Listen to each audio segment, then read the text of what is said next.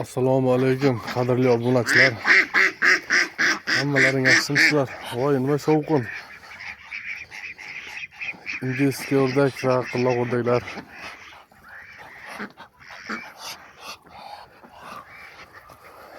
Hop, nima gaplar? Tuxumlarimiz yaxshimi holati? Nega xabarda yo'q ketdi ekan? Kecha bir obunachimiz yozishgan ekan. Uyingiz yasaginingizcha kichkina deb, inshaalloh buni sarkot ettiramiz.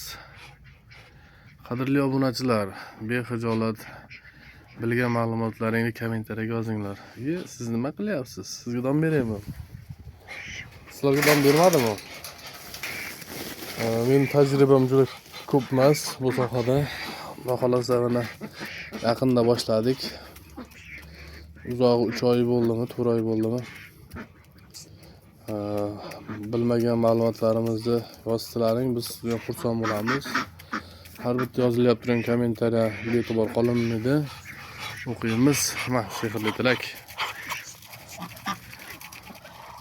Olinglar. Sizlarga ovqat berishmadimi? Shuni ochib yuborishni xohlasizlar. O'rdaklarimiz yaxshi katta bo'lyapti. Buni to'polonchilikni boshlashdilar. Tumshuqlarni qo'llanib qo'ysin. Makka beraman sizlarga. Olinglar. Olinglar. Bizda yaxshi yangilik bor. Quyonimiz kecha ko'payishganmiz. Nechtaligini aniq ma'lumotini bilmaymiz. Xolos endi hozir qo'l tekkizmaganimiz yaxshiroq. 3-4 kunda o'zi jullari chiqib nimaga kelib qoladi, o'ziga kelib qoladi. Shu paytda xolos ko'rsatamiz.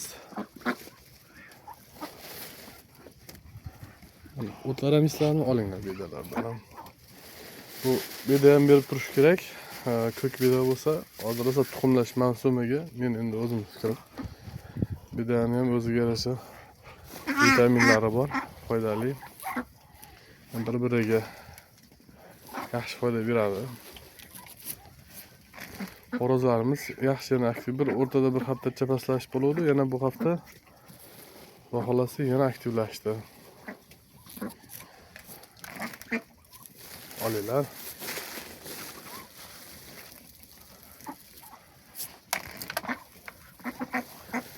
Mana bir obunachimiz qayerdansiz deb boya yozishibdi. Biz Farg'ona viloyati Uchko'prik tumanidanmiz. Shodlik deydi bizni mahalla nomini. Shundanmiz. Uzoqda oldi-berdi sotmoqchi bo'lganlar ham Telegram orqali yozishsalar, bemalol gaplashib ishlarimizni bitira olamiz, xudo xolasa. Bo'lmasa yaqinroqda bo'lsalaring boramiz. Uzoqda bo'lsalaring ham Telegram orqali yozsak, ko'rsak, narx to'g'ri kelsa, uzoqroqda bo'lsa ham boraveramiz. Olinglar. Nima to'g'rimiz? Qani ol. Ali har bitta uyda baribir shunaqa tovuq bo'lar ekan shekilli. Odamdan qo'rqmaydigan, har kuni qo'yadigan. Bu yaxshi tovuq chiqdi shunimiz.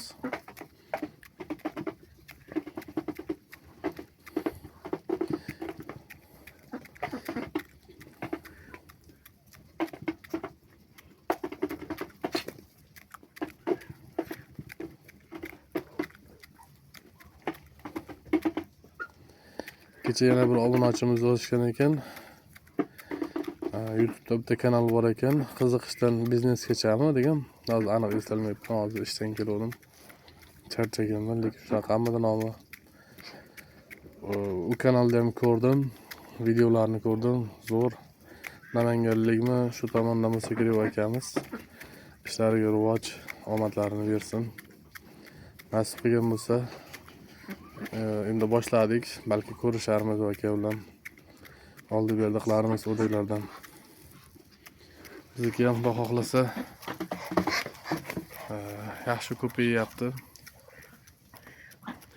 Indiyskilardan yana olishimiz kerak. Ba'zi bir joylarda chiqyapti, narxlar ancha balandlik qilyapti bizga. Endi qimmatga olsa ham qoplaydi. 100% qoplaydi menimcha. Nimagaki bitta makonni 100 mingdan deylik, misol 100 ming olgan taqdiringizda ham tulak makon bo'lsa, mana bunaqa.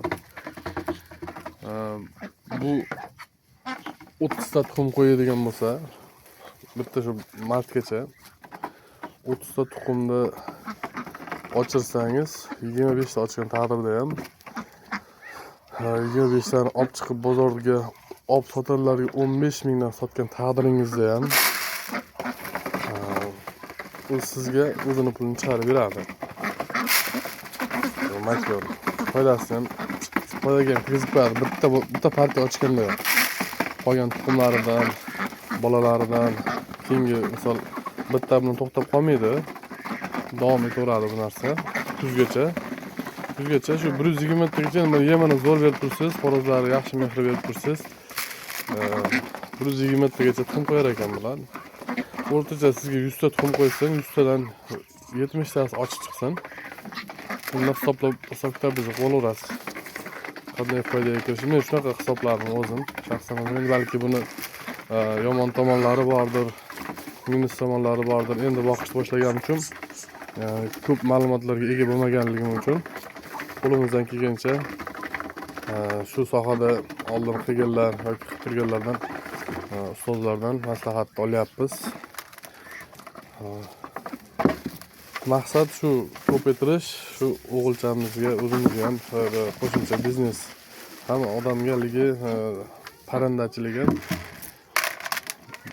orom dam beradi. Ish ko'p, ishdan keyin kelib bunaqa bir soat, yarim soatni qarab dam berib tomosha qilib, bularning ishini, xarakterlarini tomosha qilish ham odamga boshqacha zavq berar ekan. Ayniqsa eng menga qiziqqan, yoqqani shu indiyskilarni xarakterlari juda yoqdi menga. Xohlasa bu ishni davom ettiramiz. Ko'p yillar yana ham kuchaytiramiz. Xudo xohlasa juda maksimalni nimaga chiqib boramiz. Inshaalloh.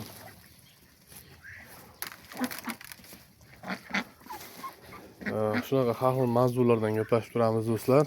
Yangi ko'rib turganlar like bosinglar, obuna bo'linglar. Biz bilan birga bo'linglar. Mana shu xudo xohlasa boshlagan ishimizni endi oxirini bilmayman, qayergacha borishini, lekin uzoqroq borishga harakat qilamiz. Ko'paytirishga, foyda qilishga, sotishga, katta qilib xo'rozlarning go'shtini olishga, makonlarning tuxumini olishga qilib bir yo'nalish qilsa bo'ladi. Men shuni tushunib qoldim. Men tushundim endi shu narsani. Bir yo'nalish qilib, shundan katta daromad olsa bo'lar ekan. Chunki bular uydagi oddiy po'choq-mo'choqlarni yuvib tozalab pishirib bersangiz yuradi. Katta rasatga tushirib olmaydi. Endi ko'payib ketgandan keyin ko'payadi. Boqib turganlarga yana bir yaxshi variant. O'zim ham shu ishni qilib ko'rdim, ammo o'shandan keyin o'ng'alish bo'ldi. Ancha semirib qoldi, bilinyapti bu deyman. Baliq pishiradigan joylar bilan gaplashib, shu ichak-choqlarni o'zidan olib kelib, bitta qaynatsa pishar ekan o'zi. 2 minutmi, 5 minutmi qaynatsa pishar ekan. Shunday qilib pishirib bersalaring, kepekkilashtirib, o'sha ham zo'r immunitetni ham baland qiladi, ham baliq taomi bilasizlar, ham semirtiradi. Xo'rozlarni asosan shunaqa yo'nalishda boqib semirtirib sotsa, so'yib sotasizmi, strechda borasizmi, foyda qilasiz. Bundan zo'r foyda bor. Bizning xo'rozlarimiz ham yaxshi, aktiv, Xudoga shukr. Xullas do'stlar, bir haliroq asrlarga yaqin bir yana video qilishga harakat qilaman. Suhbatimizni shuni davom ettiramiz. Do'stlar, barchalaringga omad, xayrli kun. Charchamanglar. Yaxshi kunlarda yana ko'rishish, suhbatlashish, diydorlashish nasib qilsin. Sog' bo'linglar, salomat bo'linglar.